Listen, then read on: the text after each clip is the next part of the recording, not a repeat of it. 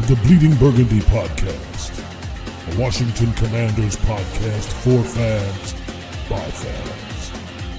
With your host, Jesse Martin. What are you talking about? You're out of your mind. John Taylor. We finally got professional football back. This is going to be fun. Scott Hartley. Yeah, thanks for having me on. Max Taylor. As long as you got Jaden Daniels, you got a chance to win. Spanning the eras of Washington football. Honoring the past. Commanding the future. And now, the world's worst podcast host, John Taylor. Hey, everybody, this is John, the world's worst podcast host, and it is Talk Like a Patty Morning DJ Day here at the Bang Radio Hour. Excuse me, with the BBP. God damn it, I start doing voices, everything fine. We're going to go over to the weather and traffic with Jesse. God dang, how about that? My brain went right on back. Sorry about that. Damn, it's been years since I've done that. How you doing, Jesse? Doing all right. How are you doing, John? Boys? I'm just doing just fine. That's what I get for trying to make some shit up off the fly when I come on the show. That's why I'm the world's worst podcast host. So what is the weather outside today? That's a nice balmy 65 degrees and sunny. There you go. Balmy 65 degrees and sunny. Now, Scott, that sounds to me like a hot day in July to you. Probably, mate. Yeah, I'm just trying to work out what 8 degrees Celsius is in Fahrenheit. About 47, 46, yeah, 46.4. Yeah. That's what the weather is where you are. Yeah, and raining. It did get below freezing yesterday, which was awful. I mean, we're in fucking spring. What are we doing here? Fucking fine. It's a football podcast. We're sitting here talking about the weather like we're a couple of guys sitting on the fucking porch. What's it like over in your spot, Tony? How are you? Similar to Scotty. I'm good. Yeah, eating too many chocolate eggs this week, so I'm probably put about 15 pounds on. But yeah, no, same as Scotty. About 47, cold, miserable, wet, standard. Basically. If I look out the window and I give you a wave, Tony, you can probably wave back. It's just across the border. We're close enough. And the beauty of Ireland, and I think to some extent where Scotty is that we do at times get 4 seasons in a day. So I left for work on Tuesday morning in blazing sunshine, wearing sunglasses and a cap, and got to work, and it was as black as night and sleeting. That's lovely. That's lovely. Now, you guys had a bad. Now, see, we call them tropical storms here. What do you call them there? Just you guys had storm Dave. Yeah. Weekend. Yeah. It's like, Yeah. Well, they don't get the hurricanes or the tropical depressions or anything like that in the UK. They get typhoons. Or when's the last time they got a typhoon? Hurricane than a tropical depression. We get tornadoes. Yeah, we get tornadoes. Oh wow! Not typhoons. Typhoons are water related, aren't they? So tornado. A tornado in. A typhoon is a hurricane, but it's backwards. It's because it's on the southern hemisphere, in the Pacific. I really don't. When did we last get a tornado, Tony? It was like when Michael. Was that the one that in 1987 when Michael Fish said that I've had a report? It's a really bad one. No need to panic. Everything's fine. That was the weather forecast, and then the next morning the whole country was like razed to the ground. There you go. He never ever lived it down. No. Michael Fish. Well, there's the weather report, ladies and gentlemen, here on the BBP. I'm glad everybody's having a good time with all of that. Really, we can maybe work on your storm names. Dave is just kind of, that's a guy stopping over to see if he can watch TV with you. Not a storm that's going to wreck your place. You need a good name for a storm that's going to wreck your place. And given the fact that you guys are British, you should have like Storm Nigel or something. We get to name them. I think it goes like A to Z, doesn't it? They just keep rotating. Well, you should name them Zed. I think that's pretty cool. Storm Zed sounds like a sci-fi killer right there. We had Beatrice a while back. That was a naughty one, wasn't it? So when the wind howled when it was Beatrice, it went cheeky. All right. Air matron. Anyway, moving on. The most British podcast of all time. We're sitting there talking about exactly. It's shocking. Can we get on to football, please? Let's move on to some gardening. Who's seen the greenworms this year? Never mind. That was fucking. we're really not going to do that here, everybody. We're going to talk about some football. We're going to talk about some Commanders football. There's actual things to actually talk about. And first off, right off the top, let's talk about this cheesy slut, Diana Rossini. No offense intended, of course. I mean, I can only go by what my own personal opinion is. This business with her and Mike Vrabel, what do you think, Jesse? I mean, look, what adults do in their own time. I guess but here's the thing. What I want to know, people are always We're saying, going to hell for fornicating. For fornicating. I mean, Preach, Jesse. Adultery. I just want to know, because honestly, when I was discussing this podcast yesterday, we had the idea of having, we were all chatting about this, and we were thinking we can have a live draft and see how this works out. We can put these polls up and let people get in our warm and vote on it. Next thing I know, there she is talking about the story. So I'm not going to suggest anybody's running their mouth to Diana Rossini or anything like that, but we've got some photos. What these mean, but somebody, I don't think it was just Scotty either. This was found as well. So, oh Jesus Christ, Skip Bayless. Let's go, Skip. There you go, Skip. Man, I thought we were street. Cheap and easy joke right there. To something that's much more important. Because really, I don't know what kind of scoop Diana Rossini's going to get by sleeping around with Mike Vrabel. That they lost the Super Bowl because their left tackle got the shit beat out of him. This NFL antitrust suit. All right, people are not even really paying attention to this. Have you guys seen what this thing is? If they get their antitrust exemption revoked, all right, which they are in line to have done. They've broken the agreement. They've broken the thing. It's not a lot of people, nowadays, because everything is so fucking politically charged. That is Scott. I promise you, Karen, that is your husband for sure. He's been running on the treadmill. Listen, a lot of people, like I said, they're going to politicize everything, and they're going to just take a look that the NFL is getting investigated by the FCC for this and all of that, and they're going to assign all of this bullshit to it, when the fact of the matter is it's real and it's serious, and it's not some kind of witch hunt by the administration. Have you guys really paid attention to what this is? A little bit. Yeah, like a little bit. Yeah. Look. Well, I'll tell you what. Nothing's going to come over this. I have a feeling you're right. They are hash it out behind the scenes. I think it's a bunch to do about nothing. The NFL is going to be like, who do I need to pay to make this go away? And it's going to happen. Yeah. They're going to pay. That is the way that things happen in this country. But I'll tell you, man, this is something. For one, there's people on the committee that are after them, about this, that are investigating this, that are not the type that play that game, or at least on the surface anyway. But dude, if this is an agreement from 1961, and if this gets ripped up, the league is fucked. The whole thing is dead.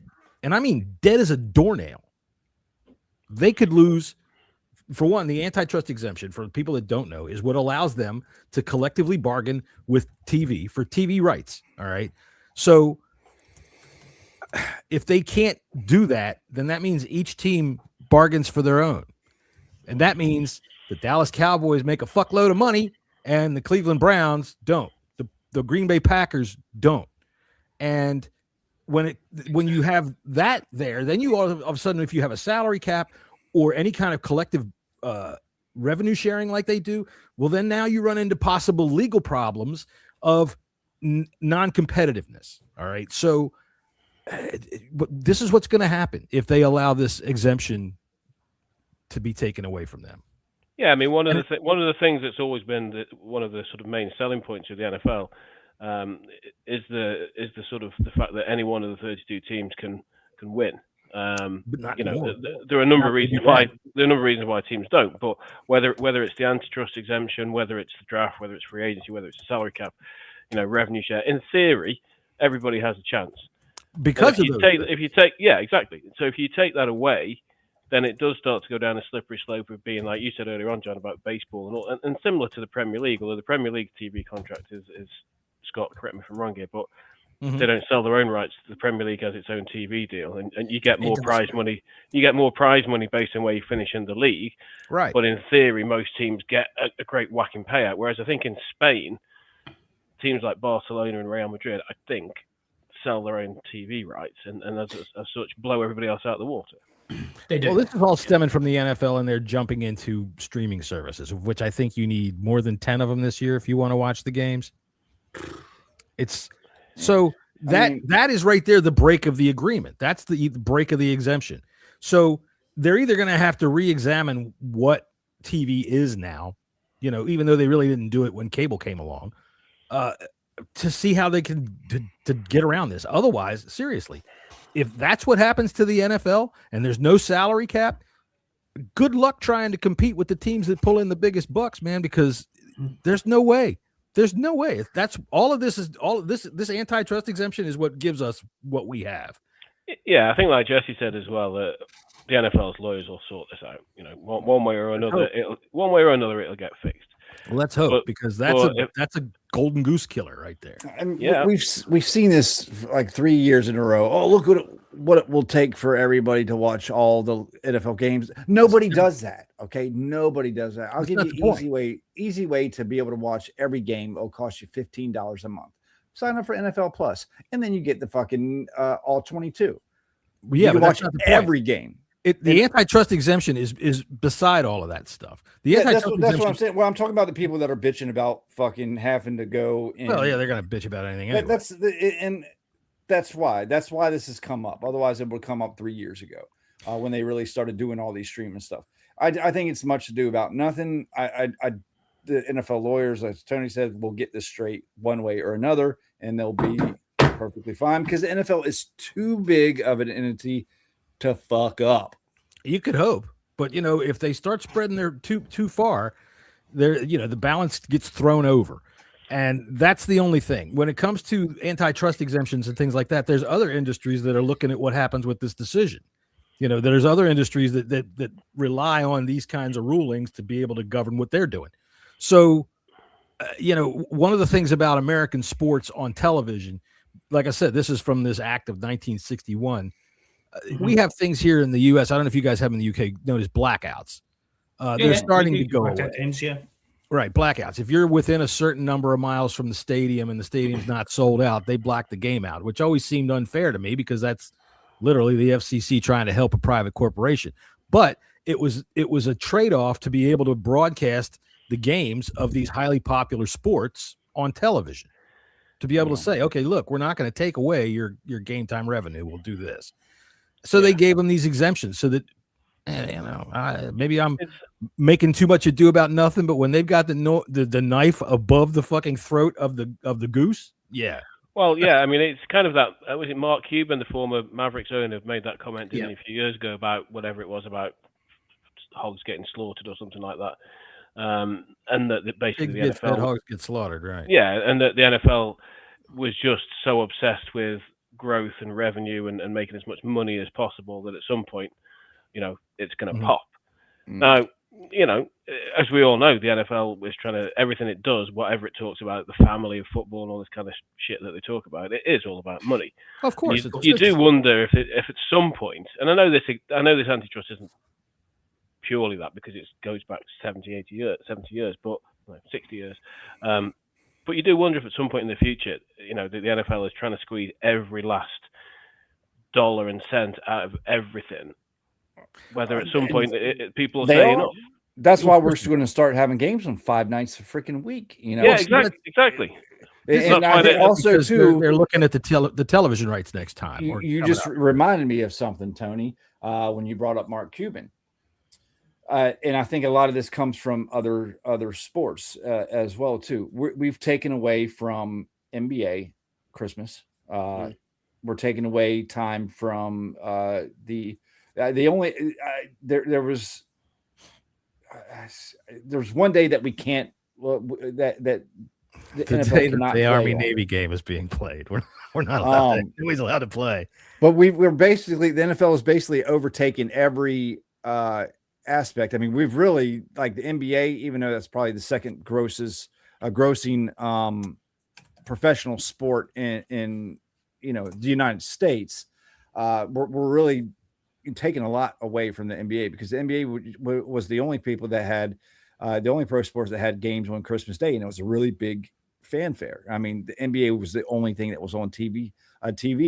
You take that, you're taking Sundays away from NASCAR as well, and I think some of these they're putting pressure on the FCC, be like, hey, look at this. They're taking their shit away from us, and it's not fair. Wah, wah, wah. Fuck you. Well, Andre here puts out a nice comment. A national sport, no matter the country, should always have some free-to-view games. Cricket over here chased the money. I'm assuming he's in India. And now no one watches because it's not free. Well, I think maybe no one watches because it takes 3 weeks to play 3 innings a game. No, I'm only kidding. But you're right. On, John. You're right. Andre's right. He is right. When you put that much of a burden on fans, we already know that to go to the games itself, I mean, you want to go to playoff games and Super Bowl, forget it. If you're a regular guy, man, it's not meant for you, right? No. Now, season tickets, they can be made affordable, but it's still fucking expensive as shit, to go. So, and that was one of the reasons for the whole antitrust exemption. The exemption was, okay, you can use the television airwaves to be able to promote your sport. You can collectively bargain with the television airwaves because people want to see it. So it was a give and take. But now the NFL's trying to take too much. And I honestly wonder, what point does it get to a saturation? What point does it get to an oversaturation? Well, I'm not even going to even say it, because people will say, you're right. Why am I listening to this idiot? For me, the sport, I don't think there can be too much football. I'm sorry. It can be too much of anything, honestly. I don't see it. I do not see that ever happening. But they know that they'll put it on and people will watch it, so they'll keep doing it. Whether you can argue about oversaturation or not, they know that people will watch it in numbers that will dwarf every other sport. Yes. Yeah, I agree. It's illegal. It's funny, isn't it? Because you're right, Tony, what you were saying before, that the NFL is trying to squeeze out as much money as possible out of anything they can possibly market. I mean, the Raiders this week are now the 6th team that's now apparently got rights to the UK. I mean, the Raiders have rights to the UK. Aren't they supposed to raid and take it? No. Like obviously, in the old days? Well, we have rights to commanders to the UAE, don't we? We try to take the Saudi money, and it's like certain teams have certain rights to market themselves. International marketing rights. That's the word I was looking for. Cheers, Tony. Yeah. So the Raiders have now got on the bandwagon of the UK. It's not going to do anything. I mean, in all honesty, the most supported team in the UK is currently the Jags, that are out of UK teams, if you like. But it's always going to be the same 5 from the 80s that were there, the 5 pillars of teams. You've got lots of 49ers fans, lots of Washington fans, lots of Miami fans, lots of Bears fans, and so on. And that's pretty much it. And Jags now, But so I don't think they're going to get much out of it, being the Raiders. But you people are used to boiled meat, so take it for whatever. Come on, son. Just kidding. All right. As far as international games go, Roger said today that they're going to play more games in Australia, and that's just so far, man. I don't agree with that one. That's the one thing I don't agree with. Yeah, and I mean, Florio, did you read Florio's article today about international games? It was quite interesting. No. What did he say? He was basically talking about Australia and what Goodell said that you've just referenced, and that essentially that the more they're going to have more and more international games, but at some point, as Florio said, there's got to be a return on the investment. And as far as he can determine, and obviously this is Florio's opinion, so far in 20 years of London games, there's been no discernible sort of routes being taken that the game was any further forward now than it was in 2007, which I don't agree with completely, but I kind of take his point. So it's like you're putting all this time and effort into it, and you talked about the fact that one of the Netflix games had like 1.2 million streamers in the rest of the world apart from the US, and that amounts to like 0.00015 of the right. It sounds like a lot, but it ain't fuck all. And they're very. I've got to be honest though. There are some really, really big fans in Australia, and I do feel for them, because when they're trying to watch a game at midday, on Monday. Oh man, the game's sure. it's ridiculous. The fact of the matter is that your fucking continent drifts faster than anybody else's. So if it's drifting away from where we're playing football, that's really not our fucking fault. And you guys, if you need to, get on the other side of your island and push. Okay.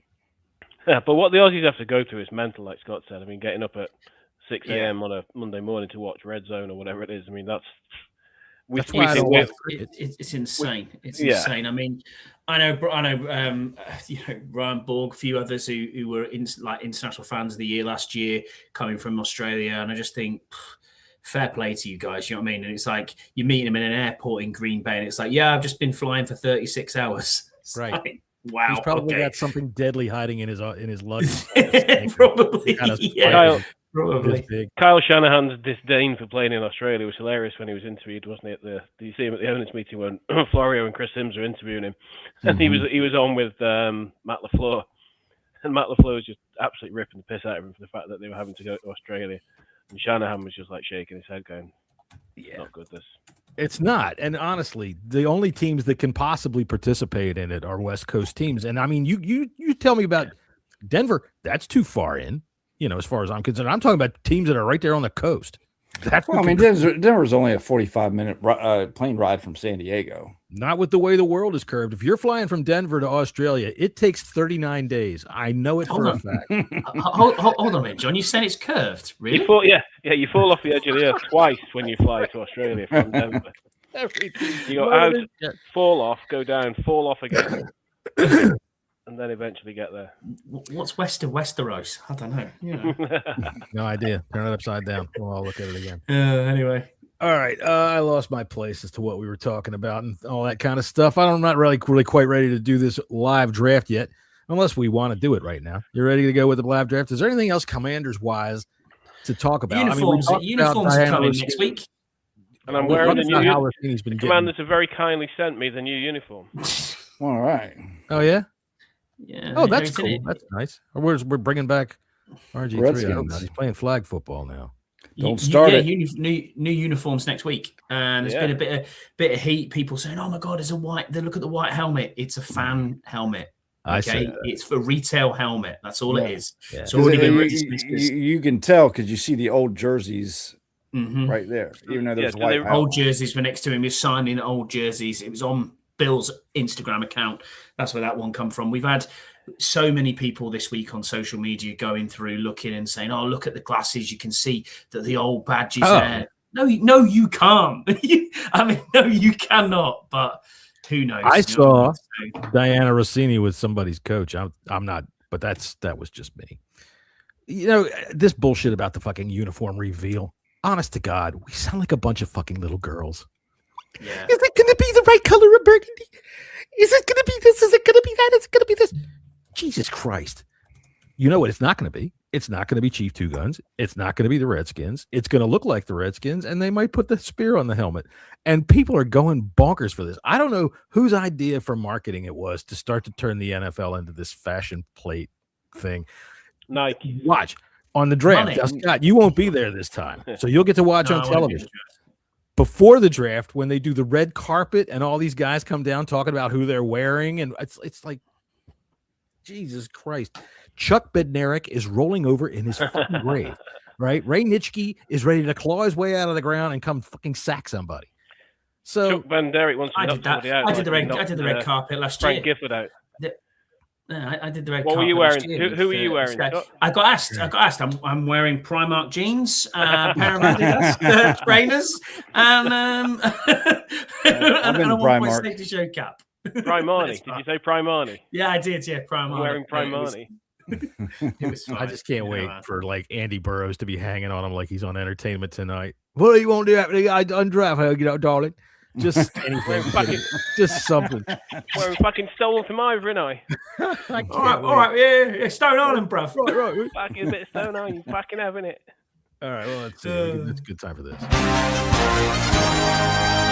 Keep it gay, keep it light, keep it fresh, keep it fair. Let it bloom every night. Give it room. Never stand still. Keep your love a lovely dream and never wake it. Come on, Mike. Keep it gay, keep it gay, keep it gay. Keep it gay, keep it gay, keep it gay.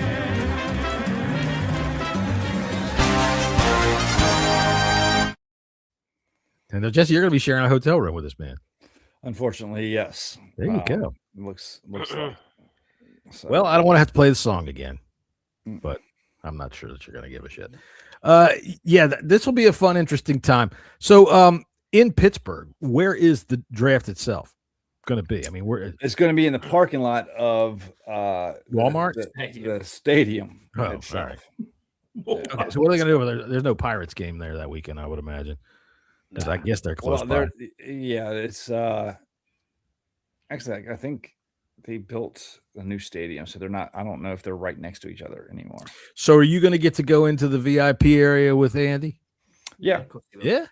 Cool. So, what, like your significant other did that? How'd you had exactly? Yeah, I got to hold his hand, and we're gonna walk the red carpet together. There you go. And yeah, who are you going to be wearing, Jesse?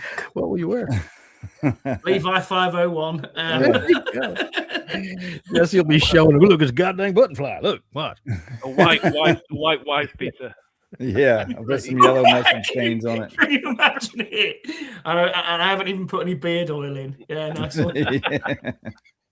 Well, this will be a fun experience, man. I hope you guys get on television. You need to get on television. You got to screen. We're going to be on television, and I'm going to try to think of something silly to do so John can screenshot it, and everybody can make fun of me. Just yell Bleeding Burgundy podcast as much as you can. Anytime the camera comes near you, Bleeding Burgundy podcast, the BBP, something. BBP. Right. You even say Bang Radio Hour. Fuck it. I said it at the beginning of the show. It still lives. All right. So that'll be fun. I didn't have I guess next week I can have something ready for the draft. It's 2 weeks from now, right? It's 13 days from now. Yeah, we got another show before the draft. All right, cool. And I don't think we're gonna do anything while you're at the draft, but we might check in while you're live. Well, maybe the three of us will come on and watch and laugh at you guys. No, I'll definitely come on. We can come on right before the draft starts if y'all want to. Because we always do a draft show, don't we? Don't we always do a draft show? Yeah. It's going to be last year. We sat here and I don't know. We did all kinds of stupid shit. Just turn the camera on and people come in and watch and say, "What the hell is the only issue you will have is you'll be like Keith and like I was last year, where every single person's trying to use mobile data. There's no Wi-Fi. It is horrific. Well, that was Green Bay. All right. Yeah, but it'll be the same. It'll be the same. Pittsburgh's a little bit more civilized. I know. All right. So I'm not sure how much more civilized. I will tell you this, Jesse. Just because it has a mustache doesn't mean it's a guy. You might be able to have some fun anyway. That's true. I'd like an episode of our worst free agent signings between Dana Stubblefield or Albert Hainsworth. Man, I'll tell you what. Dana Stubblefield. The best thing I remember about Dana Stubblefield, other than being a very bad signing, was the fact that he always seemed to wear a helmet that was 3 sizes. Didn't he murder somebody? No, he didn't. No, not Dana Stubblefield. Are you sure? I'm pretty damn sure. No, not Dana Stubblefield. Not that I know of. I don't think we've had a player that did anything stupid like that. You know, we're not the Patriots or anything. Sean Gilbert, we signed him, and that didn't work out. So, who are some bad free agents? Yeah, he was released from prison. Oh, rape. Sorry, it was rape. Oh, well, okay. Nice. He was in prison. Really? Dana Stubblefield did that? What's the matter with you? Like a lovely fella. Mm-hmm. And he fucking played. That's what you get for wearing a helmet that was 3 sizes too small. Google him up. You'll see. His head looked like a little pin sitting up there. All right, well, enough with him. He was a rapist. Fuck him. Yeah. Even if you don't want him to. All right, so let's move on to the mock draft. We're going to try this. So here's what we're going to do, ladies and gentlemen. I don't think so, Andre. I don't think so. No, I don't think so. Not the yellow helmet. I never liked that. But if they did the Joe Gibbs R on the side of a red helmet, that would be that'd be cool. I kind of wish they would do that with the yellow, make that curly like wavy stuff with the W. If we keep this logo. What I don't want is like my number of helmets is the worst is the spear. I just don't like it. Never have, never will. Then the R, never. I like that better the spear, but still. But see, I never like the R because it's just the Packers with kind of, yeah. I mean, that's I still think it's better.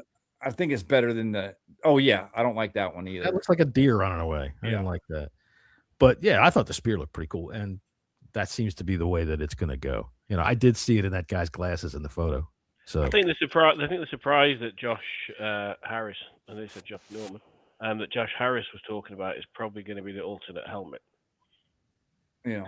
Oh yeah, I'm sure. Home and away jerseys are going to be the Super Bowl era white ones, and Of course they are, yeah. basically this in burgundy, and then whatever the alternate uniform is, it'll be the surprise that Harris was saying. Just get rid of the gradient crap. Oh yeah, that's a fad that needs to go away, and I think it is going away. Hated that from day one. The burgundy one I don't mind, like the Daniels jersey I've got behind me there. That's not too bad, but the white one's horrific. I like the burgundy and burgundy or the burgundy white. I hated the burgundy and yellow pants. The fucking ketchup and mustard. I don't mind that because it takes me back to my childhood. Yeah, that's what it was like when I first started watching. Their legs are fucking French fries dipped in fucking ketchup. So stupid. It's ridiculous. You just have food on the mind. That's all. Paulie. Thanks for being here. Who do we have in the chat here, Scotty? Who we got over here to say hey to? Hey, what's got going loads on, of Paulie? people. Paulie's in. Loads of people in. Skins Nation's in. Loads of people in today. Simone's in. So yeah, Simone. How you doing, Simone? I asked you if you wanted to be on here. You got a lot of good thoughts about center that I would like to talk to you about on this podcast, but that will have to be for another day. All right, let's see here. We're going to try this mock draft. All right, so here's what we're going to do. We're going to run the draft up to pick number 7. Okay, and then I'm going to put a poll on the screen. Excuse my wheeze. I'm squeaking.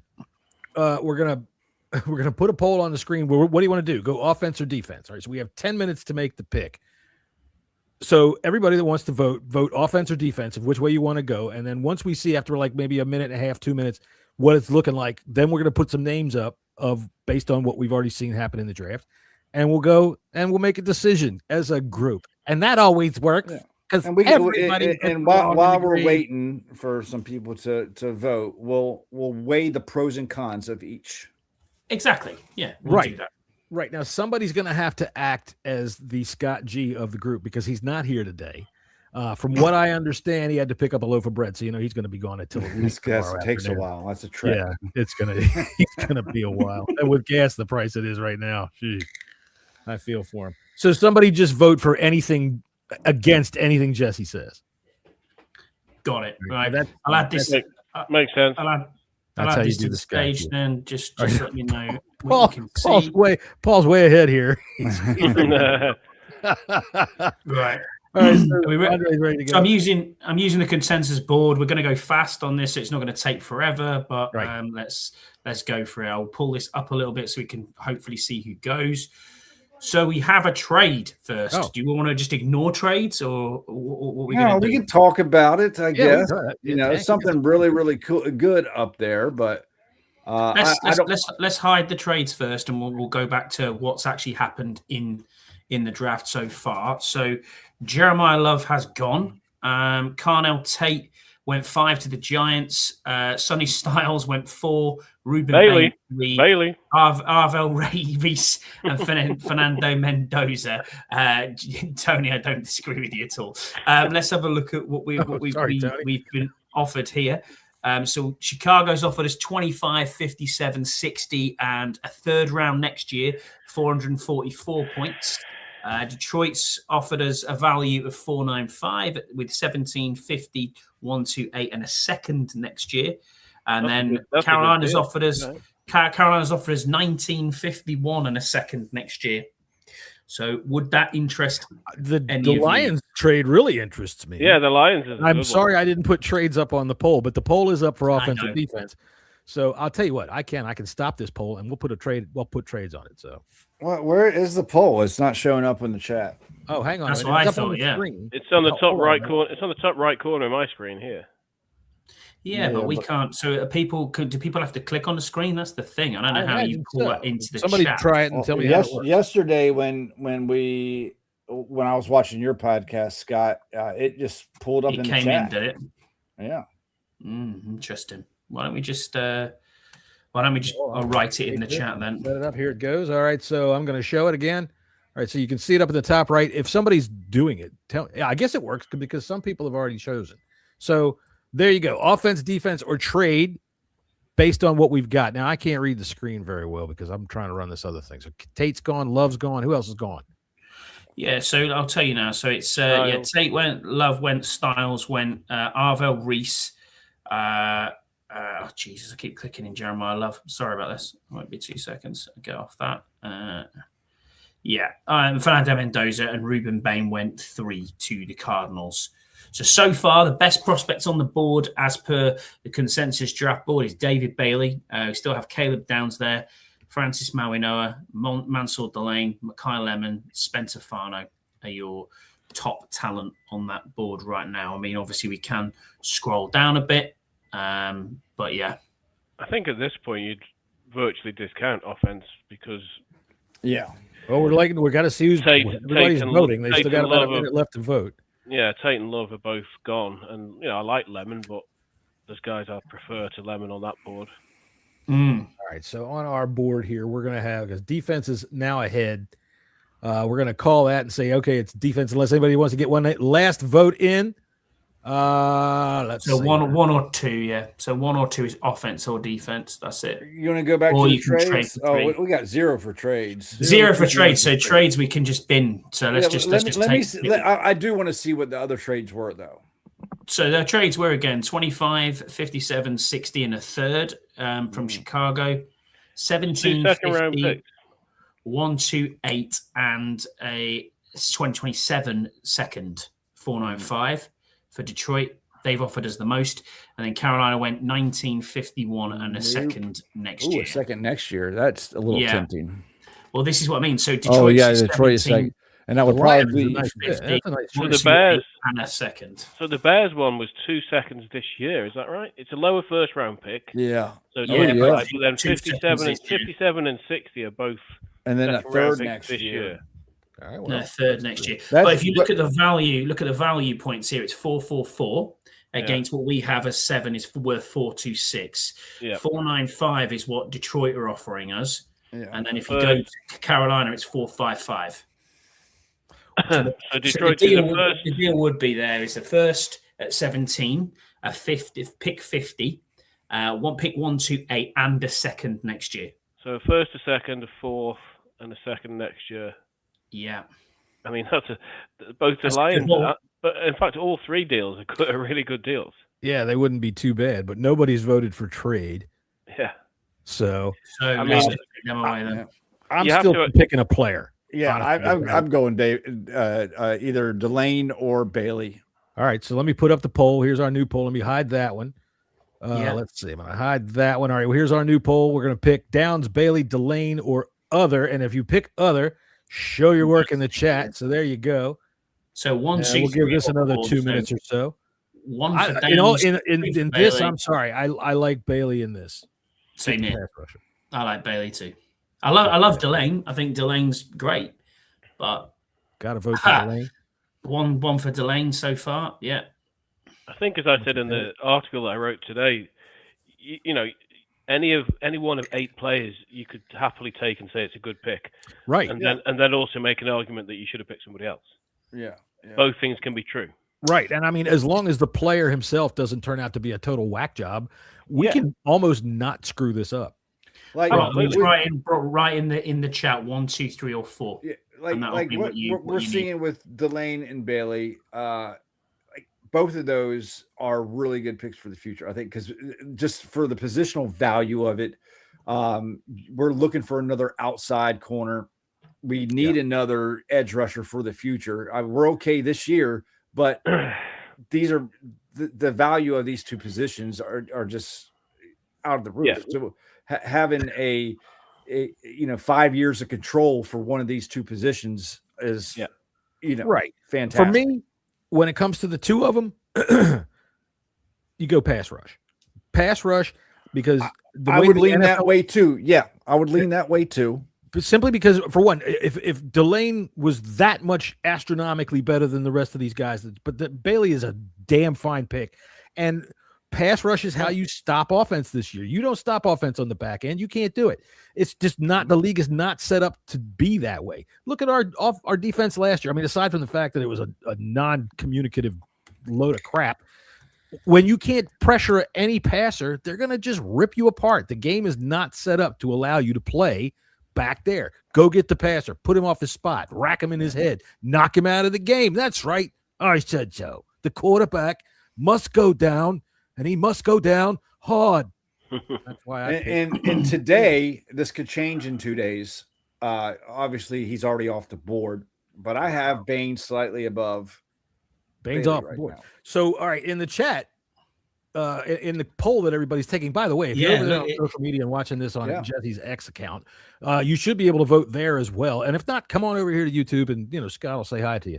But Delane is running away with this. Somebody's got other. Who wrote other? Scott, can you see that on the chat? Yeah, we'll put that in. I don't know who it was that put other. But, okay. I really like Delane, but I think I'd be very surprised if this situation occurs in reality if they're not running the card up for Bailey before they can. Yeah, I agree. Before they can have a second thought. I like Delane, and I think if Bailey goes, and it was between Delane, Downs, and Styles, or even Bain, I could see a situation. Delane. Yeah, I could see a situation if it was Downs, Styles, and Delane. I think it would be between Delane and Styles. Yeah. You're banking on Styles to be, because again, not a position of extreme value, not like a cornerback, not like a pass rusher. You're going after Styles for just his outrageous athleticism and that quarterback in the middle of the defense. But I still think you might have to go Delane in that situation. Well, all right. Yeah, that's what people are saying. People are saying 4-1 that they want to go Delane over Bailey. So there's four of us in here. What do we pick? I'm picking Bailey. Jesse, who do you have? Yeah, I'd pick Bailey as well. All right. But this is a coin flip for me. All right. So Scott, who you got? I like Downs, but if it's all of them, I mean Delane as well. I like Delane. I just don't think you can go wrong. Delane, I really like as a lockdown corner. Downs for me, even at 7, I think is All three of these players are good players. I think that and they'll do a solid. But if you're just looking at a value of what that pass rusher is at the top, and then it's cornerback, and then it's safety. Big Brock, welcome to the show. Good to see you. Go Nittany Lions. I'm trading back on Bailey. He says, I like Reese more, but go ahead, get Delane. I tell you, a lot of people are in on Delane. Let's see. Who was it that put up? I think he could be a lockdown corner for many years, man. I think it's a great pick, but I just think Bailey would be a better pick. I think you can say again 2 things can be true. All right. Well, I tell you what, if we're gonna allow people to be part of the war room, we've got 3 people in here that have picked Bailey. 4 people out there that have picked Delane, and Scott Delane gone off. So let's go Delane. Let's pick Mansour Delane. Let's do it. There it is. It's gone. So we're going to push through round 2 now and miss out most of round 2 because we don't have a second round pick. And the next one coming up is 71. It does go fairly quick. So there we go. I'm definitely looking on the offensive side of the ball here. Well, definitely let's let the chat decide. Offense or defense again, John. All right, let's see here. We're going to put that back up. All right, we've already got 3 votes in there from the first pick, so we're going to keep track from where we are now. So 1 or 2, or we haven't got any trades yet. Simone says get a center. Yeah, not at 71. I don't think. Can't do it at 71.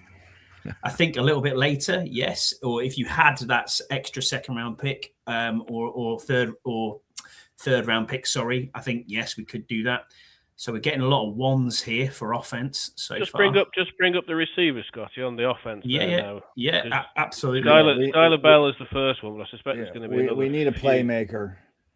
Skylar Bell, Elijah Surratt's still there. Bryce Lance. There's your guy. Malachi Fields. Yeah. Bryce Lance has been getting a lot of love this week. He has seen that. Has Hurst already been picked? I think it's if he's still there. I think Hurst's gone.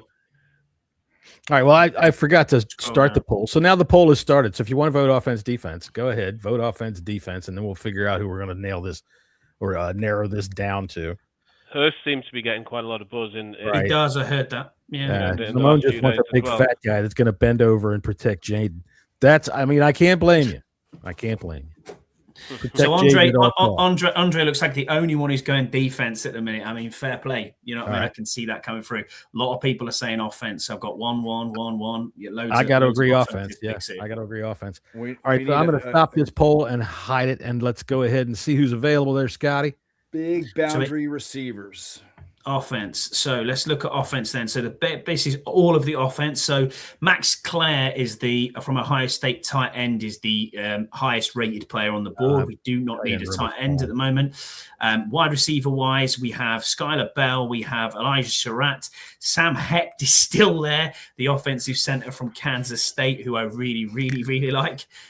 Bryce Lance as well, North Dakota State, is the next wide receiver. So there's another poll then, John. What position group are we going to take? I would put it down on a poll and say guard, center, or wide receiver. I think that's probably on offense where you need to go. Running back. Let's have a look at running back. We've got that as well.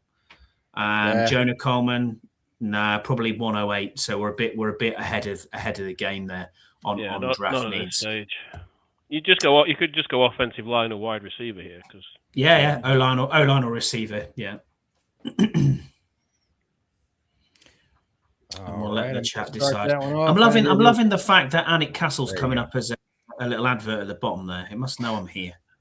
So, you know, so who's narrated to offensive line or wide receiver? That's okay. So there's the choices. It's wide receiver. It's better than the Marks and Spencer's lingerie last week, Scott. It was, Marks and Spencer's lingerie last week. Yeah, exactly. Must know my wife's on my computer. You spent the whole week standing by your computer going, Anik Castle. Anik Castle. Just talking to it, yeah. Hogwarts, other Hogwarts is available. Yeah. Pull up Skylar Bell's draft measurables. Yeah, I'll pull that up. So Skylar Bell out of UConn is 6 foot 185, a 3-star recruit out of high school. Saying originally played for Wisconsin Badgers, where he flashed promise but never got a chance to catch due to inconsistent offensive structure and QB play. Transferred to UConn in 24, achieved career highs, all his metrics, but 2025 campaign was something slightly different. Only took Bell 9 games to reach 1,000 yards. Ended the year with 101 catches, 1,278 yards, and 13 touchdowns, a near elite PFSN wide receiver impact score of 85. 6 foot 185 pass catcher, one of the most complete 3-level threats. Is explosive energy as a mover with full route tree, vertical splicing, steady ball tracking, dynamic rack chops. Focus drops were an issue in 24, but he's even cleaned that up, making his profile one of the most well-rounded in the upcoming group. He'll be an older rookie, but his compensates by posing an immediate starter with outside and inside versatility. So people are saying he should be in round 3. He's projected. He's been mocked 42 times, and his pick range is between 42 and 114. Go to Elijah Surratt. Hang on a minute. Give me who are we putting on the poll now? While we Skylar Bell, Malachi Fields, Skylar Bell, Elijah Surratt, Bryce Lance, and Malachi Fields. Yeah. So SB, ES, BL, and MF. Pull up Surratt. I just want to see his measurables real quick. Is Surratt 6'2", 209? Okay, that's all I need. All right, everybody can vote on those 4 wide receivers for us to pick. Out of this group, I'm liking Malachi Fields. So if you want to expand the wide receiver discussion, Dane Brugler in the Beast has got reviews of 380 wide receivers. Jesus. Yeah. Somebody that just has nothing to do, right? She's got like a million other things to do other than him. Malachi Fields hits all the Scouse says kicker. all the fucking dots. All the dots. Everything you want in a boundary receiver, and he's one of those that he'll be a red zone monster. You know, he'll go up and get it. And I think Fields should be the pick here. You see, I really like Elijah Surratt. I really like Elijah Surratt. That's who I really like. I'll read you his measurables again. It's just the last part of his measurables here from wide receiver out of Indiana. Hold up. Let me call for votes. We got the poll is open there up at the top right screen. Vote on who it is you think we should pick in this round. Your vote matters. We're listening to everybody. We're exactly the opposite of what we should be as a world. We should never listen to you. In 2025, Surratt achieved a career high 15 TDs, distinguishing himself as a deadly catch point and red zone threat. 6'2", 209. He fits the mold of wide receiver that's been polarizing time and time again on the NFL draft circuit. He's not the most explosive, nor does he have seam-stretching speed, but he has the necessary foot speed, sink, and tempo and IQ to separate independently at the catch points. High-level converter with true late hands, a master of extraordinary composure, timing sense, and body control, as well as in the rack phase. This is the bit that gets me. This last bit of the article says athletic traits do matter, but elite execution supersedes them at the NFL level. And Surratt is a platinum level operator with sky-high floor to underline tantalizing usage of versatility, production upside, and utility as a chain mover and red zone trump card. His top five is saying his instinct, his hands, his blocking's very good, his route running's good, and his physicality is very good. Well, he's running away with the chat. I'm still taking Fields. I think Fields has better traits than Surratt. I mean, Fields is 6'4". Pro day, 6'4" and a quarter. Yeah, 6'4". 220 pounds. That is a big boy. He's a beast, and this is what Fields has been missing from this offense for I don't know how long. We haven't had a receiver like him for we haven't had one, but we might have one. He's a tight end in a receiver's freaking body. He's a monster. He's a fucking monster. The thing is, right now we have a receiver in a tight end's body. We got to remember that. And people discount what Treylon Burks might be able to pull off. Possibly. I know it sounds like a long shot because he's had his injuries, but if he plays up to the potential that he's had, man, we got a guy there. I'm gonna go with the crowd and go with Elijah Surratt because me too. Myself today. That's who I would go with, Elijah Surratt. Me too. Where you at, Tony? What's Surratt's measurables again? 6. We need a big bodied 6'2". He's 6'2", 209. Yeah, I just about go with Surratt over Fields, but it's a toss-up for me. But y'all are all wrong. Fuck y'all. Surratt is right there. Controversy here in the war room. All right, so now go ahead, pick Surratt. We're at 1-4. Coming at 147 now. Surratt's numbers are better. The maximum break-in snooker. So Surratt also had a hell of a lot better quarterback than he's got a good one now. He did, but he also had 2 other receivers who were demanding the ball. So, yeah, I mean, having a guy that can play with a good quarterback is a positive for me. We've got a good quarterback. Yeah. So can you put the offense defense poll up again, please, John? Because we are at 147. All right, we will do. It's not the maximum break if Ronnie O'Sullivan's playing, Scotty. True that. Yeah. All right, go ahead, everybody. Vote for offense or defense. What are we picking here? 1 or 2 in the chat. If you're there, just put 1 or 2. 1 for offense, 2 for defense. I quite like this. This is quite good. Simone, if you're still there, I think this is the point we look at potentially taking a center. Sadiq is going to be a first-round pick. We're and we're not going to. I think there's Kenyon too Sadiq's. Much. Yeah. Bottom end of the first, definitely. I think he's going to go top 15. To be honest with you. Really? Yeah, I think he's that good. Wow. Well, I think we have one. I think we got him in Chick. Yeah, I think Chick's there. Keep an eye on this dude. He's going to be a beast. All right, so we got 3 votes for offense, 2 votes for defense here. All right, then. I guess what will we break it down? You got to look at centers right here. You got to look at centers. We've got to look at centers. That's very true. Let's have a look. Centers are left. So we have Matt Golbin from Michigan State. Guy. We have Trey Zune. We have Pat Coogan as well. And then the other 2 are not really starting centers. Hang on. I'm not having Meyer and Lemieux. Pretty sure that Pat Coogan is an Irish comedian. Pat Coogan's very good, believe it or not, out of Indiana. He's 6'5", 310. Trey Zune has been my guy from day one. I like Trey Zune's flexibility as well. He can play guard. He can play both positions of guard. He can immediately. Maybe not start, but definitely compete for a starting position right away. 100%. 6'6", 319. So it says he returned to Texas A&M 25, earning draftable grades as a tackle. This is in 2025, an all-team all SEC honors while flexing between tackle and guard He can and play center. every position on Yeah. the field, on the line. His arm length is under 32, which isn't ideal, but he's a prime driver of Zoom's likely transition inside. But for a taller lineman, he has the flexibility and leverage acquisition skills to fill in easy playing interior alignment. His quick feet and hands, stout anchor, and competitive edge in both pass protection and the run game insulate his value, and in time he could be a quality starter at the fulcrum. At the very least, he's an asset and depth piece. That's what it says for him. So Matt Golbin at centre, if we're going to go centre, is 6'4", 312. Double-digit starts at centre and left guard and at right guard, insulating his value as a depth piece in the O-line. Legitimate starting appeal as an NFL centre. It isn't quite the athlete of the other early round centres in the 2026 class, but he still brings great initial explosion off the line, has a good range of climbing into the second level. In the run game, his exceptional leverage, acquisition, and pad level management skills define his game.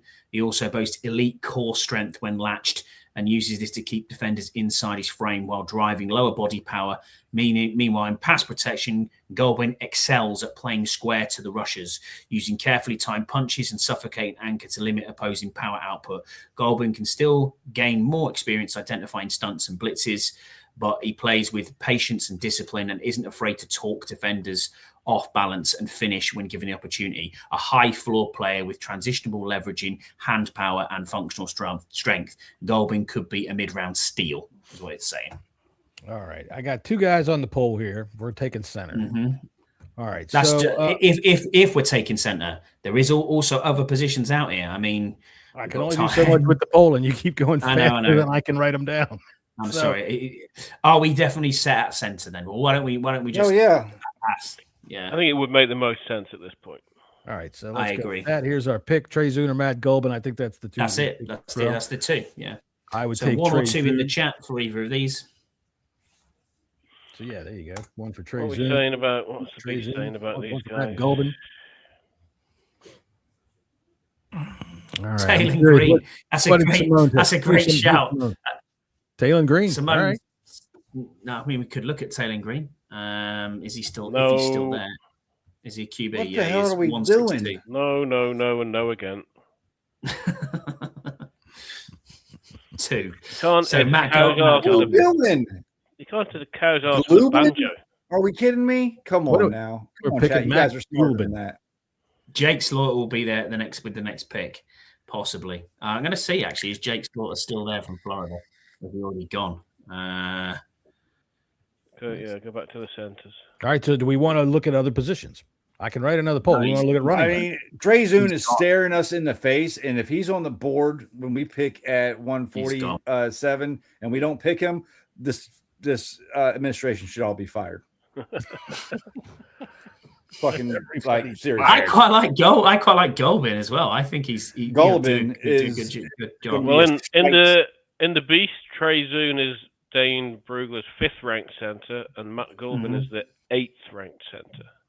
Okay. See? All right. So we've got 5 votes for Golbin in the chat.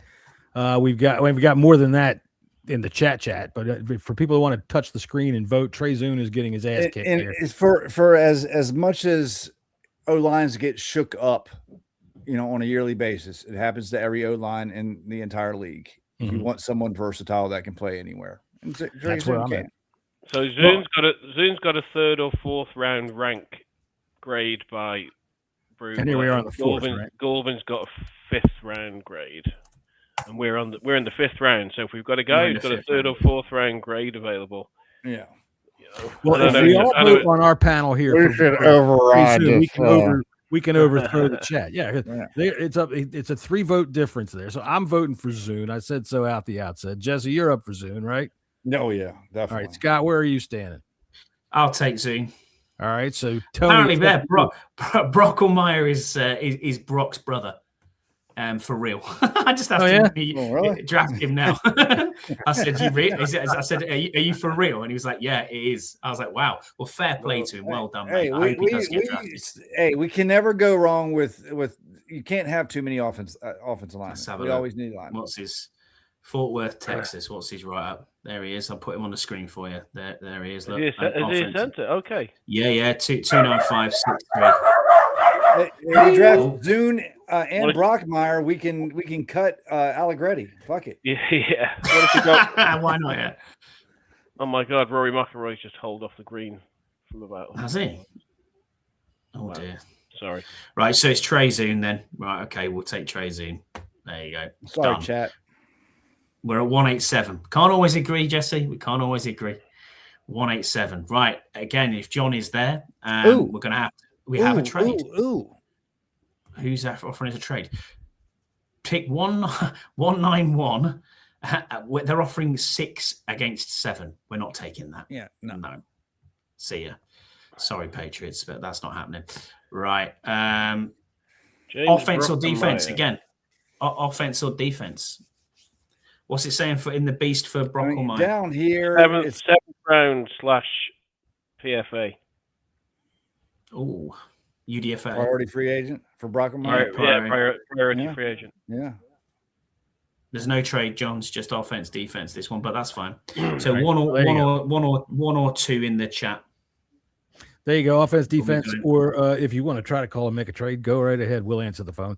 All right, we got one vote for defense already. Go ahead and make your votes. Taylor Green's there now if you want him. I wonder, anybody that's over there on social media that's using this, is it working? I mean, are you guys able to participate with the poll and everything like that? It's working. Very cool. I'd see you set it up different. You have to type the numbers in the chat instead of actually picking the poll. Like Scott was. You actually have to put number 1, 2, or 3 in the chat, and then it tallies it. Yeah. All right. Well, over here. I see. All right. And that's probably how you. Defense is running away with this pick. People want to pick defense on this pick. I can't disagree. I say defense. At this point, best player available. And at this stage of the draft, I love Don Corleone. Corleone. Okay. You cannot not select Don Corleone. Let me get to a fucking period. He is. Do you know what his actual nickname is? Players at this stage of the draft. His nickname's clearly the Godfather, which I think it actually is. I've read up his write up on this. He's a nose tackle.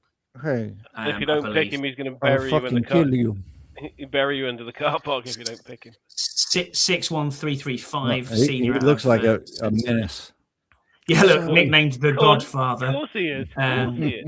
Of course it is. Yeah. What else is we got to draft him. Oh, look, we have to draft. He's a Godfather. Fucking draft his ass. I don't know what you're talking about with this encroachment that you're trying to talk here. Average draft position is 109, and we're here at what? Pick what? We are quite a way down the board. We are 187. 187. Yeah, 187. I think. I think you gotta.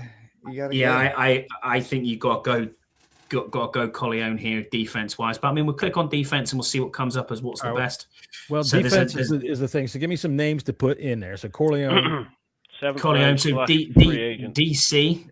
We have Nadane Tucker.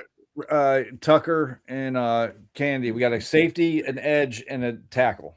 There we go. Yeah, DT. But if you read up on the Godfather. Right, so hold on. Before you go freaking jumping ahead here, I got to put these options up. Give me some names. I got Vito Corleone. DC. Vito Corleone. Dante. That's right. Dante. Well, no, he's Dante. I'm calling him Vito because that's the Don. Yeah, I know. NT, which is Nadane Tucker, who's an edge.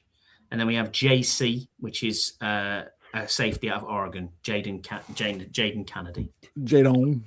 I'd quite like to add to the edge room here. I wouldn't mind too. I mean, just because I don't think there's any harm in having. Look, you always know at this stage of the draft, I'm looking for multiple skilled guys that can play in special teams too. So linebacker size guys, those are who I'm looking for at this stage because they can be versatile on defense, and you need guys like Ko that goes down and fucking knocks himself out killing somebody. We already got those guys. All of them? Can you add all of them? But all right, here we go. Can you add Caden Curry to that poll? Caden Curry's got a 4/5th round grade on. Yeah, I know he's got smaller arms, but I really rate him as an edge rusher. He was very, very good last year for Ohio State. I know you should never scout the helmet, but he was very, very good last year. Well, here's your choices. I can read you his write-up as well. Hang on a minute. Let me do the thing here. There's your choices. Dante Corleone, Nadine Tucker, or the Donnie Tucker, and Jaden Kennedy. I want Caden Curry. I don't think he'll be to me. Why is he rated so low? There's something wrong. If he was that good, is he an underclassman? What is he? A sophomore? Senior? He's a senior. Dane Brugler's one paragrapher was Curry is a sawed-off face-up pass rusher with a basic approach, but he plays alert and physical and affects the game with his white-hot motor. He projects as a versatile NFL backup who can be moved up and down the line of scrimmage, reminiscent of John Simon, another former Ohio State edge. All right, well, hold on a minute. Let me start a different poll. 6'2" and 3/8, 261 pounds at his pro day, 30 and 5/8 inch arms. So again, he's got the short. He's got the Ruben arms. Yeah. So it says here he broke out last year, 11 sacks and 16.5 tackles for loss in 14 games. Say his name again. Caden Curry. Again, I want to revisit my earlier comment or a couple of weeks ago about Ohio State defense. I know. It's a good defense. It's a good defense. Number one defense in the country last year. And the scheme has a lot to do with some of these players. Not all of them are going to be. I don't see that as a negative. If they're able to play in a scheme to the point that they can be the number one defense in the nation, that means they can play in a scheme. But look, I'm going to take Carnell Tate, for example. Do you one of the reasons why he was quote unquote good is because he never got all the attention went to the other receiver. So I mean I'm not going to knock the dude for producing for whatever reason. You have to look at that. I can't look at that. Here's what this is where I always disagree with this positional value stuff.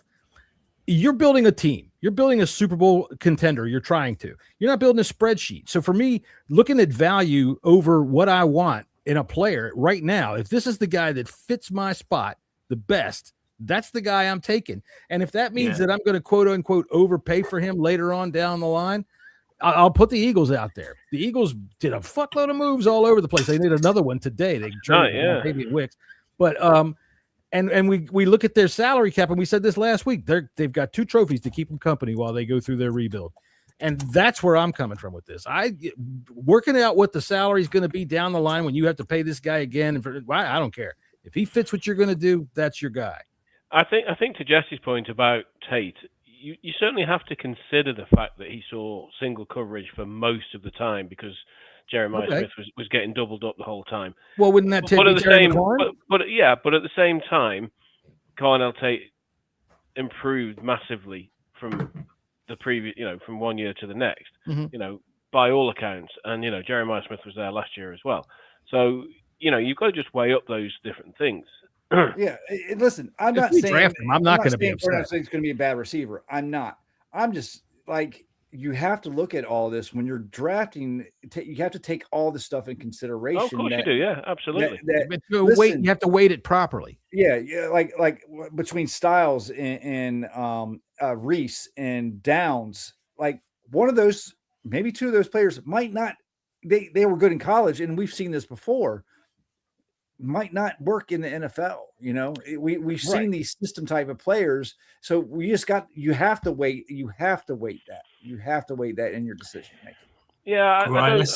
I don't necessarily, I understand exactly what you're saying, Jesse, but I don't necessarily agree that Styles, you watch the tape on Styles and they're still Downs in particular and Reese, they're playing in a great system, but some of their reactions and some of the way that they use their individual God-given gifts, that's going to work. That's going to work in any system. It very well might, but again, Ohio State's system as a whole, it's a good system. It produces great pros for the most part. So we only have 1 vote so far, and it's for Dante Corleone. And we really can't be sure if that's an actual vote for him or he was just made an offer he couldn't refuse. We're good. Well, we've picked him now. We're at 209, which is most likely going to be the International Fan of the Year's pick, Andy Burrows. You got to get it. Can we find the most difficult name to pronounce? I like this John Mikel Gillenburg because Burrows will struggle with that. Oh yeah, we got this. So who did we pick here? Did we make a pick? Yeah, we haven't. Yeah, we made a pick where we picked the Don. We are now at 209 round 6. And again, it's going to have to be is it offense or defense? Start scrolling. Right, hold on. Scrolling. We need to see some names on here. Mm-hmm. I was hoping for Andy's sake that, and obviously he will be long gone by this point, that Vega Iowani was still on. All right, offense, defense is up. Go ahead, vote for that. So for me, I'd be looking at Andre Fuller here or Lander Barton. Hang on a minute. Let's figure out offense, defense first. I got to write these names down as you say it. I know. It's hard. I'll tell you, if we're looking at a future backup quarterback, Cole Payton's getting quite a lot of love as well. Not now. What about Klubnik's? Not now. Where are we? We're in the 6th round After now. the draft. That's where I'm taking that guy. We're in the 6th round. I mean, if he survives, if he doesn't survive, I'm not going to cry over it. If he gets past round 7, we'll call him up. Mm-hmm. I mean, we got Sam Hart. We got all. You know, we got to scroll I don't want to have to point out the. Well, you keep saying to me scrolling down. We're in the 2-0. We're well past 200. I want to see some more players. We don't have to pick just because they're rated at 205. I mean, this is a consensus. We don't have to stay. Show me the running backs. Right. We're in the 6th. Yeah, it's the 6th round. You're throwing darts at a dartboard at this point. Yeah, I'm looking at guys again that can play special teams. It's guys that can do multiple things. Running back side. Whittington's been mentioned before out of Oregon as a running back. Jamarion Miller, Adam Randall, Clemson, a running back. A good name for Burrows. Where's Jamarion? There's not a lot else. There's not a lot else here. Cole Payton's got a Cole Payton's got a 4th round grade on him here. Really? Yep. Now I know this is only one man's opinion, but Brugler's generally considered to be one of the top. All right. Well, it looks like we're split on offense and defense. So I tell you what, we'll just put up a group of names and we'll pick whatever ones we like. So I'm going to hide this poll. Give me some names to put in. All right, let's put Cole Payton. Let's put a quarterback up there to get CP. Are we going to get rid of Sexy Man? Is he done? Sexy Man? Who the hell is that? If you look at that board, Payton is by far the highest rated player left. He is. Travis Burke is another one, offensive tackle out of Memphis. These are both positions that we have zero reason to be looking at. I know. Andre Fuller would be another one, AF, out of Toledo. And then one more would be Lander Barton. Yeah, I'd say put Andre Fuller on there. Mm-hmm, oh, yeah, put Lander Barton on there, too. That's what I'm saying, yeah, 209. Yeah. Give me the one more. Because every time I expand the screen to read it, it takes away my options. Go ahead again. So CP, TB, AF, and LB. There you four. All right, so their names? Cole Payton. I got it. Travis Burke. There you go. That's the one I'm looking for. All right, so three of us are Travis Burke. I'm going to create this poll. Everybody get ready to vote. Oh. Yeah. All right, so Diego Pavia. Is he the kicker? We're not picking a kicker. Hell no. We're not picking a kicker. I will take everybody outside and we will have a fucking row. That's it. Diego Pavia, my God, are we not talking about him, are we? Jesus Christ. Hell no. It's bad enough we already have a quarterback on this list. And somebody picked him. All right. But we've got to get a third quarterback in because Hartman clearly ain't it. Josh Johnson's gone. Marcus is only signing 1-year deals. We've got to think about the long-term backup quarterback option here. We've got a guy who's got. But we don't need to waste a pick on him. Honestly. We've got a guy with a 4th round grade here. Bring Jeff Driscoll back. Fuck it. And I'm kind of surprised he wasn't here. Hartman was here instead of Driscoll last year. It's because Hartman babysits everybody's kids at practice. He walks their dogs, and he's Jaden's friend. That's why.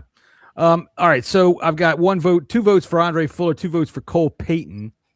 I'm more of a Travis Burke man myself on this particular pick, just for the body type. Yeah, I'm taking Andre Fuller. I'm taking another cornerback. I like Fuller too.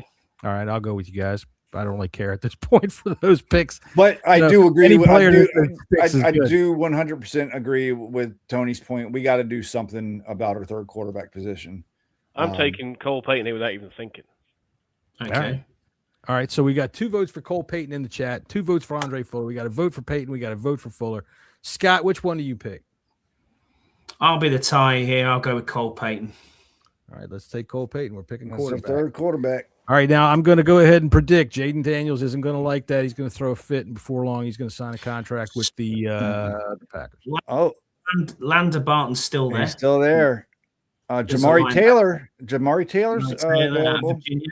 Yeah. As a running back. We have Logan Taylor out of Boston College as an offensive guard, and we have Eric McAllister is another one wide receiver. I'll nominate Barton and Taylor. I'll take Barton. Taylor's first name is Jamari. Jamari. Jamari. Then you have Logan Taylor, an offensive guard out of Boston College, John. And Eric McAllister, wide receiver from TCU. I don't think we need another wide receiver, to be honest with you, especially a project one. There would probably be a 4th or 5th or 6th choice wide receiver. I think that room's getting very crowded. I mean, we could go back to what we picked. What we picked so far. So we've picked Mansour Delane, Elijah Surratt, Trey Zune, Dante Corleone, and Cole Payton, a quarterback out of North Dakota State. All right, let me look at something here. All right, yeah. There's your options. Scouts, put 2 in the chat for Jabari Taylor, if that's who you want to vote for. I think I'd go with Barton. That's where my head is sticking right now. All right, so we got 2 for Barton. You said Scouts wanted to vote for Taylor. You know he did. He can't kick. Yeah. Just you have to write the numbers in. All right. 1, 2. Jabroni's calling him already. He's got a nickname already, Tony. Jabroni. We've had Turnstile Wiley, Al Shitty, and now we've got Jabroni. And it's one thing the Scouts is good at is nicknames. That's good. That's his official title for the show. You just have to understand what they are when he says them. So it looks like so far we have 4 votes for Lander Barton and 1 vote for Jabari Taylor, but Scouse still hasn't put it in. You have to physically write the number 1, 2, 3, or 4. You know how to do that. Use your fingers. Come on. All right. I'd say right now it's a runaway landslide for Lander Barton. Yeah. Yeah, agreed. Right. So let's I like that. I just don't see us bringing any more wide receivers. That room's slammed full. And I mean, this is a depth pick, period. Yeah, of course it is. Of course it is. Right, that's us done. So we got a B as an overall grade. Hey, way to go, everybody! How about that? Somehow. So Mansour Delane apparently was a B-, which brings us down because it's probably at 7. Elijah Surratt. Well, they just taken Bailey, I'm guessing. I think they probably would have said that. Yeah, Elijah Surratt is an A-. Trey Zune was a B-. Dante Corleone was an A.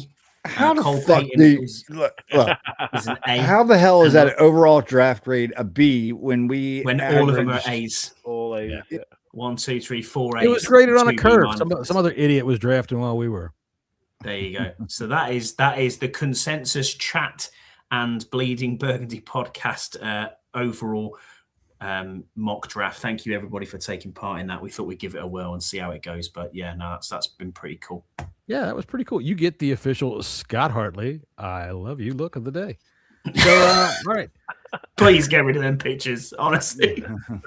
No, his fucking head, goodness God, it's a Diana Rossini's going, how big is Scott Hartley's head? It is a large cranium. I'll give you that. Right. So we have one more podcast coming up before the draft. Once again, everybody in Pittsburgh, be ready. Here he comes. Keep it gay, keep it light, keep it fresh, keep it fair. Let it bloom every night. Give it room. Never stand still. Keep your love a lovely dream and never wake it. Come on, Mike. Keep it gay, keep it gay, keep it gay. Keep it gay, keep it gay, keep it gay.